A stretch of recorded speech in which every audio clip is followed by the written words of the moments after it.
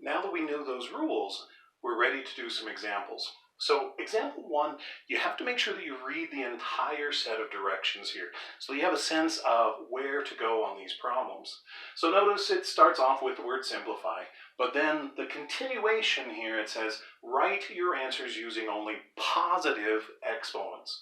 So from this point forward, you need to be aware of the fact that you will never have a final answer in this class that has a negative exponent in it. So every single answer, you want to make sure then that if you have a negative exponent, you keep on working with it until you get that negative exponent and get rid of it and get an answer that involves a positive exponent.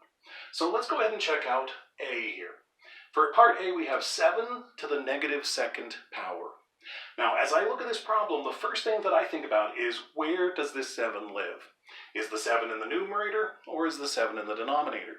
Now, as you look at this, you might not be seeing that it's a fraction, so remember that we can always play that game of put this over 1. And once you have that, this 7 is in the numerator. Now remember, negative exponents move things.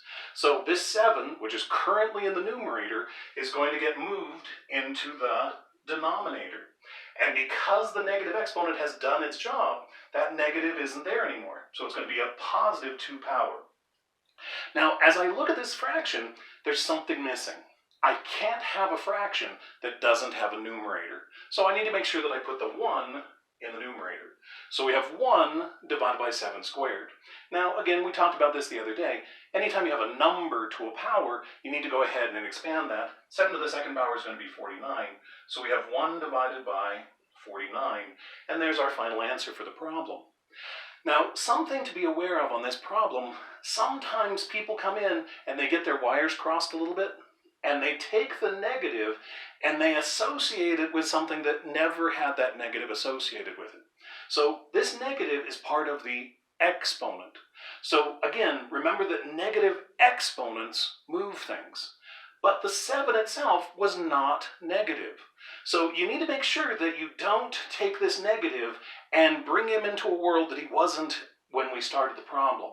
So if we have a negative exponent, it's going to move things, but it's not going to change the sign of this 7. So if there's any part of you that looks at this problem and says, I want to change this 7 into a negative 7, or I want to change that 49 into a negative 49, make sure that you make a comment to yourself to say that this is a negative exponent and not a negative base. So the base itself is positive 7, and it stays a positive 7. The only thing that changed was the sign on the power. So be careful about that as we move forward. So let's try another problem. So for part B, we're going to see 1 divided by a to the negative third. Now, as you look at this problem, once again, the first thing I do is say, where does my a live right now?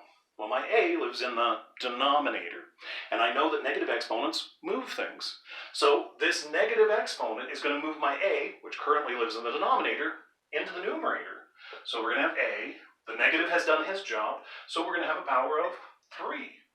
And on this problem, I don't need to write the fact that this is over 1 because it doesn't really change anything. So in fact, we're done with this problem. 1 over a to the negative third power is exactly the same as a to the positive third power. The final one we're going to talk about on this particular board is going to be x to the fourth to the negative second. Now, as you look at this problem, the first thing to note is we have x to a power, and that whole thing is to another power. We have a rule from section 5.1 that describes how to play with that. If you have x to a power, the power rule is going to tell us that we're going to multiply those two exponents together. So let's go ahead and use the power rule to do that. 4 times negative 2 is going to be negative 8. Remember, a positive times a negative is going to be negative. So we have x to the negative 8th power. Well, now that we have x to the negative 8th power, remember our directions up here, write your answers using only positive exponents. That means this can't be a final answer. So where does my x live right now? Numerator. Where's the negative going to move him? Down into the denominator. So this is going to be equivalent to 1 divided by x to the positive 8th. And there we have our final answer for this problem.